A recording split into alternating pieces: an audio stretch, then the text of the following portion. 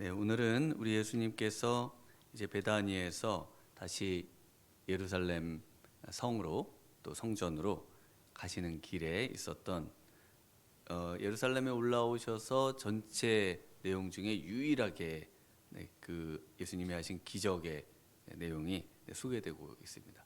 그래서 무화과 나무를 말리신 그 말라 죽게 하신 이 사건이 이제 유일하게 기적으로 소개되고 있는데요. 어제 우리가 보셨던 말씀에 예수님께서 예루살렘으로 올라가시면서 벳박의 베다니, 그래서 지금 이제 베다니를 출발해서 벳박이라고 하는 마을을 지나 예루살렘 성으로 들어가셔야 되는데요. 그 벳박의 의미를 이제 여기서 예수님이 말씀을 해주시고 계시다, 이렇게 말씀을 드릴 수가 있겠습니다. 그래서 이 벳박이라고 하는 곳은 베이트 파게라고 불리는 곳인데, 이 파게가 이 무화과의 만물 열매가 되겠습니다. 그래서 가장 처음 열리는 무화과 열매를 파게라고 부르고, 이 파게의 마을이 벳파게가 되겠습니다. 그러니까 베이트 파게죠. 벳파게. 이 파게, 왜 베이트 파게인가? 왜 처음 열리는 그 무화과 열매의 마을이라고 불렸느냐? 뭐 여러 가지 이유가 있습니다만은 가장 먼저 이곳에서 이 열매를 수확하는 그런 곳이기도 하고요. 또 이 지역은 어제도 잠깐 말씀드렸듯이 예루살렘 성에서 떨어진 굉장히 가난하고 또 고통받는 사람들이 사는 동네인데, 이 사람들이 주로 먹어야 되는 것들이 다 시시하거나 별 볼 일 없는 것들이고, 그래서 이 처음 열리는 그 무화과 나무 열매가 그렇게 뭐 실하거나 아주 좋은 열매라기보다는 이 가난한 사람들이 먹을 수밖에 없는 그런 종류의 그런 비참함을 또 보여주고, 또 그것들을 이분들이 먹었던 것으로 또 생각이 됩니다. 그래서 보통은 6월에서 11월까지 이 이스라엘 땅에서는 무화과 나무가 이 상시로 열립니다. 굉장히 풍성한 곳이거든요. 근데 예수님께서 이렇게 무화과가 풍성한 곳, 그래서 이곳에서는 그 무화과, 포도, 감람, 또 여러 가지 이제 과실들이 아주 풍성한 곳인데요. 이 열매를 지금 구하고 있지만, 그러나 그곳에 잎사귀만 13절에 보시면은 무성하고, 그리고는 예수님께서 그곳에서 무엇이 있을까 여기셨는데, 무엇이 있을까 여기셨을까요? 네, 이 파게. 왜냐하면 지금이 6월절 기간이니까 3, 4, 5월 중에 이 파게가 주로 열리거든요. 그러니까 아마도 3월 말, 4월 초 이쯤 6월절이 이제 곧 일주일 남겨두고 지금 이 일이 있기 때문에요. 그렇기 때문에 이것을 얻을 거라고 어느 정도 예상하실 수 있는데, 이 지금 나무에 잎사귀 외에는 아무것도 없는 것을 보시고, 그리고 이제 예수님께서 영원히 너에게서는 열매를 먹지 못할 것이다 라는 말씀을 하셨습니다. 이 말씀, 지금 무화과의 말씀에 관한 그 구약의 말씀은 또 미가서 7장에 보면은 이런 말씀이 나옵니다. 도대체 그럼 이 잎사귀만 풍성하고 이 열매를 얻지 못하는 것이 뭔가, 무엇을 의미하시는 것인가에 대해서 미가서 7장의 1절에 이렇게 말씀하십니다. 재앙이로다 나여 나는 여름 과일을 딴 후와 포도를 거둔 후 같아서 먹을 포도송이가 없으며 내 마음에 사모하는 처음 익은 무화과가 없도다. 그래서 이 지금 여름 과일을 딴 후와 포도를 거둔 후 같아서 먹을 포도송이가 없고 또 사모하는 처음 익은 무화과가 없다. 그래서 유대인들이 좋아하는 이 포도송이와 무화과에 대한 이야기가 나오는데요. 그때 그 다음 이 없는 포도송이와 무화과를 뭐라고 얘기하시는가 하면은 경건한 자가 세상에서 끊어졌고 정직한 자가 사람들 가운데 없도다. 무리가 다 피를 흘리려고 매복하며 각기 그물로 형제를 잡으려 하고 두 손으로 악을 부지런히 행하는도다. 그 지도자와 재판관은 뇌물을 구하며 권세자는 자기 마음의 욕심을 말하며 그들이 서로 결합하니 그들이 그들의 가장 선한 자라도 가시 같고 가장 정직한 자라도 찔레 울타리보다도 더하도다. 그들의 파수꾼들의 날 곧 그들 가운데에 형벌의 날이 임하였으니 이제는 그들이 요란하리로다.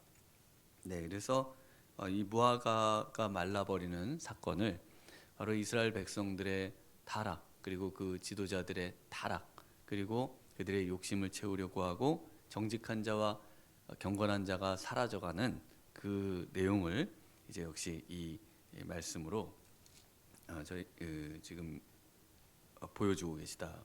그래서 행위로서 예수님이 말씀을 보여주고 계시는 그런 행위 말씀이다. 이렇게 말씀을 드릴 수가 있겠습니다. 그래서 열매로 우리는 우리의 신앙을 증명해 보이게 되어 있습니다. 잎사귀는 이스라엘 백성들이 하나님의 말씀을 줄줄 외우고요. 토시 하나도 틀리지 않게 외울 수 있는 그런 실력들이 있죠. 그러나 예수님이 원하시는 것은 그 말씀의 암송이나 그 말씀의 공부의 수준에서 멈추는 것이 아니라 실질적인 그 열매를 맺어야 되는데 그 열매, 바로 이 행위가 없는 겁니다. 그러니까 밥 따로 국 따로, 국밥이 아닌 거예요. 그냥 따로 국밥이 돼 있는 거죠. 그래서 예수님이 원하시는 진정한 신앙은 열매를 맺는 신앙입니다. 우리의 삶의 입술의 열매, 또 우리의 삶의 행위의 열매, 말은 하거든요. 말은 다 하시는데 그러나 실제로 그런 열매를 맺는다는 것을 보이기는 참 어려운 그런 모습입니다. 그래서 이 지금 무화과 나무에서 시작되고 그리고 이제 성전을 청결하게 하는 사건이 15절에서 18절까지 나오는데요. 그리고 난 다음에 다시 19절에서 25절까지의 말씀에 무화과에 관한 이야기가 나옵니다. 그래서 지금 이제 다시 조금 설명드릴 이 성전 청결의 내용은 결국 이 무화과 비유하고 관련된 예수님의 기적과 관련해서 이해하셔야 또 역시 이해하도록 그렇게 지금 말씀을 하고 있는 것입니다. 성전이라고 하는 것이 열매를 맺어야죠.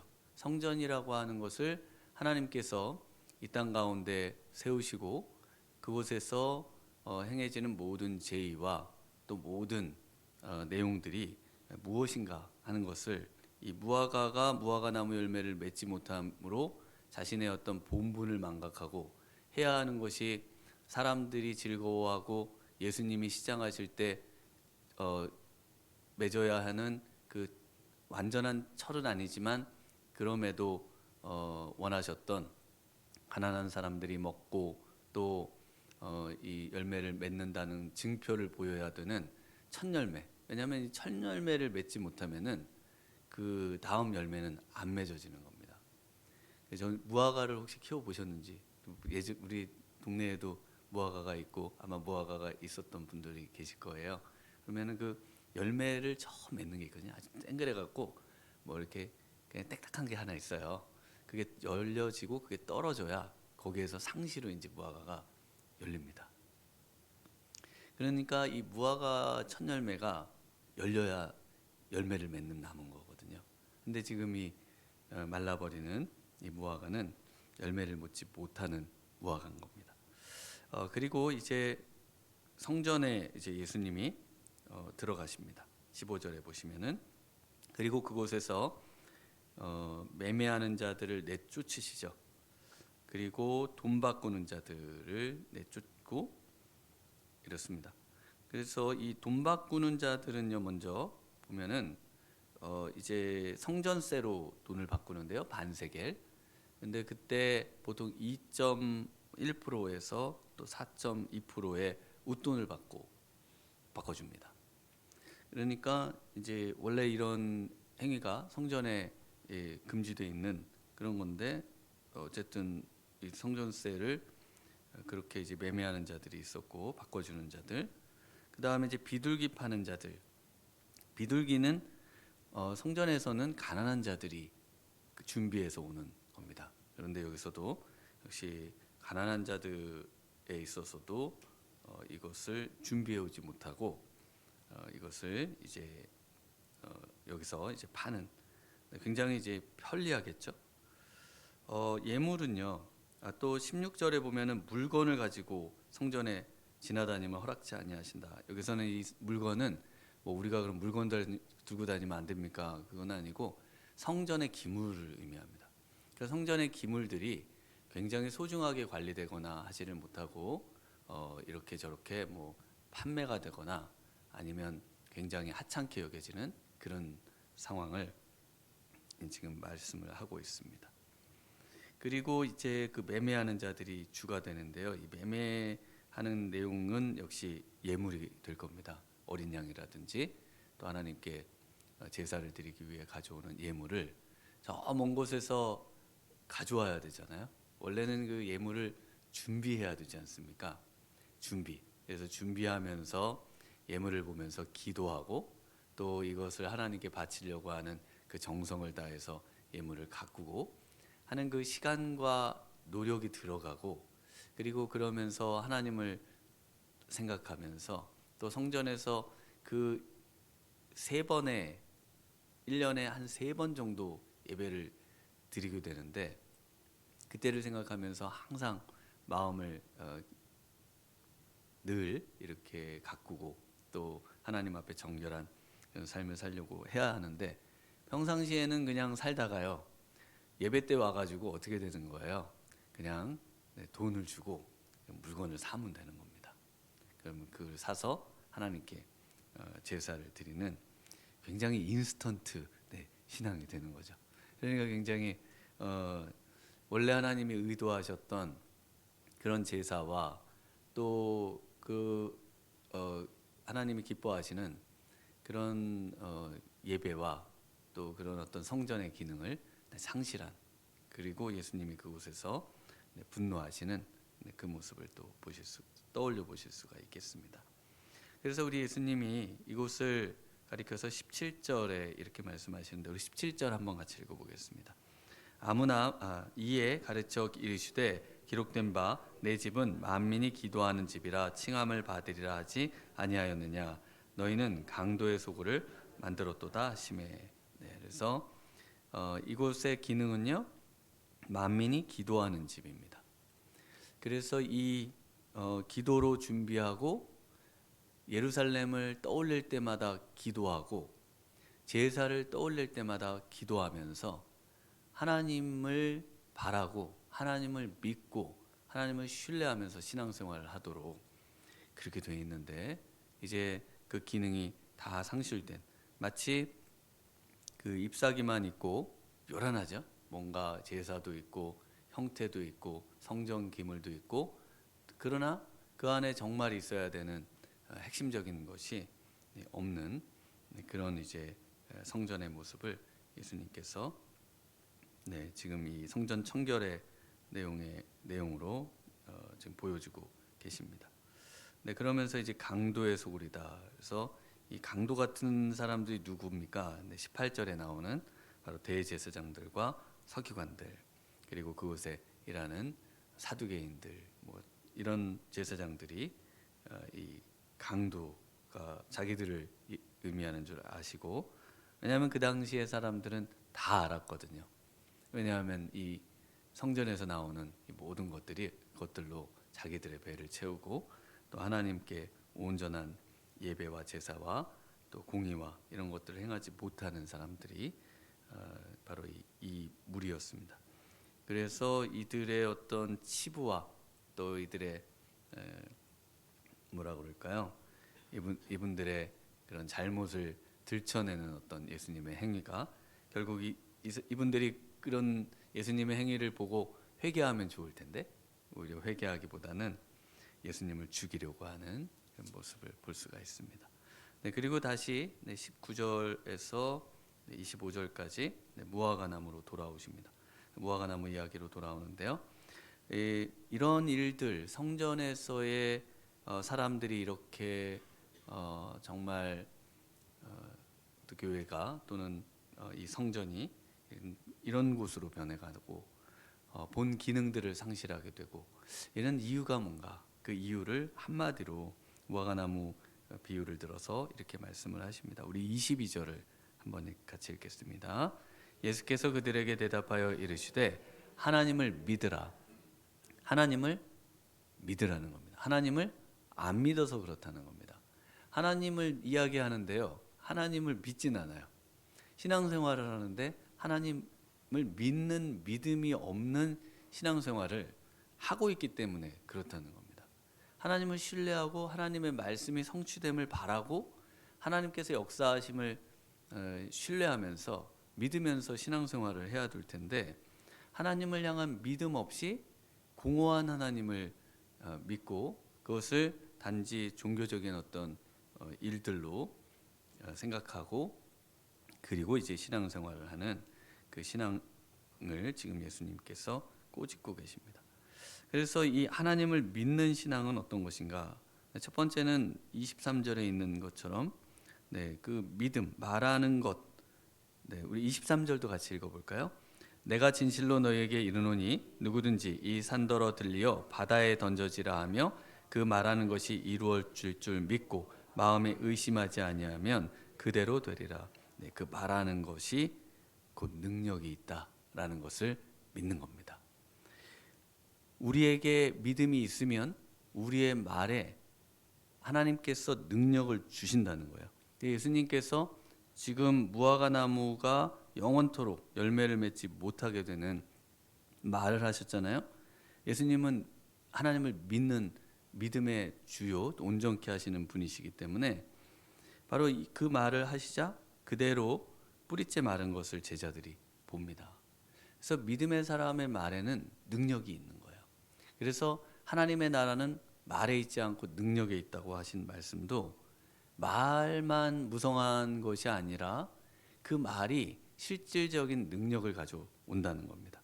누가요? 하나님을 정말 마음에 믿는 사람들에게는 그 입술에 하나님이 능력을 주시는 것이죠. 두 번째는 기도의 능력입니다. 그래서 무엇이든지 기도하고 구하는 것은 받은 줄로 믿으라. 그리하면 너희에게 그대로 되리라. 오늘 이 아침에 기도하시면 기도하는 대로 되는 줄 믿습니다. 하나님께서 정말 신앙이 있고 믿음이 있는 사람들에게는요, 기도의 능력을 주십니다. 그래서 이것이 의인의 간구는 역사하는 힘이 크다는 것이에요. 의인은 하나님을 믿는 사람을 가리키죠. 세 번째는요, 25절에 있는 것처럼 용서와 치유의 능력을 말씀하십니다. 우리 25절을 한번 같이 읽겠습니다. 서서 기도할 때에 아무에게나 혐의가 있거든 용서하라. 그리하여야 하늘에 계신 너희 아버지께서도 너희 허물을 사하여 주시리라 하시니라. 여기서 서서 기도할 때에, 저희는 이제 앉아서 주로 기도하는데요, 유대인들은 주로 서서 기도합니다. 서서 말씀을 들고 이 벽 같은데 이제 서서 그렇게 벽을 보고 기도하거나 기도 보자기를 쓰고 서서 기도하는 풍습이 있어서 그런 거지, 꼭 서서 기도해야만 능력이 나타나는 거나 그런 건 아닙니다. 엎드려 기도하기도 하고 또 앉아서 기도할 수도 있는데, 그런데 기도할 때요, 바로 그 진정한 그 용서와 그 마음의 치유와 회복이 일어나는 겁니다. 이것이 안 되면요, 하나님을 정말 믿으면 이런 일이 있는데 이것이 안 되면 신앙생활은 어려운 거예요. 우리 안에 얼마나 많은 힘든 일들이 많습니까? 그러나 기도할 때 정말 하나님께서 치유하시는 그 치유의 은혜가 있다고 말씀을 하고 계세요. 그리고 이 치유의 은혜가 우리를 정화하고요, 우리를 깨끗하게 해서 우리와 하나님께서 원하시는 그런 삶을 사는 인생으로 만들어 주시는 것입니다. 정말 이 기도 가운데 성령께서 우리에게 임하시고 우리의 마음 안에 있는 응어리진 모든 것들, 정말 풀어내지 못하는 모든 것들이 풀어지는 그런 이 아침 되시기를 바랍니다. 오늘 이 아침에 기도할 때 우리 하나님께서 약속하신 기도의 능력, 또 우리의 삶 가운데 우리가 말하는 모든 것들마다 우리 하나님께서 그대로 이루어 주시는 그런 정말 입술의 능력, 이런 능력들이 회복되시는 진정한 믿음의 우리 성도님들 되시길 주님의 이름으로 축원합니다. 기도하시겠습니다. 하나님 아버지 감사합니다. 오늘 이 아침에 또 하나님 정말 이 부하가와 또 성전의 이 모습들을 말씀해 주셔서 정말 우리에게 중심에 있어야 할 우리 하나님을 신뢰하고 하나님을 믿는 진정한 믿음을 다시 한번 점검해 보기를 원합니다. 하나님 정말 우리 안에 우리 하나님만 믿게 하여 주시옵소서. 하나님을 믿는 믿음을 회복시켜 주셔서 하나님 없는 하나님 그래서 겉만 입만 무성한 그런 하나님 신앙 생활을 다 청산하고 우리 주님께서 진정 원하는 참된 믿음으로 나아갈 수 있도록 하나님 이 아침에 하나님 정말 회개하게 도와주시고 하나님 정말 우리의 믿음 없음을 애통하게 도와주시고 철저하게 우리 하나님 앞에 하나님 우리의 모든 것들을 돌이켜서 우리 하나님을 신뢰하며 하나님을 붙들며 우리 하나님만 의지하며 승리하는 저희들 되도록 이 아침 함께해 주시기를 원하옵고 예수님 이름으로 기도하옵나이다. 아멘.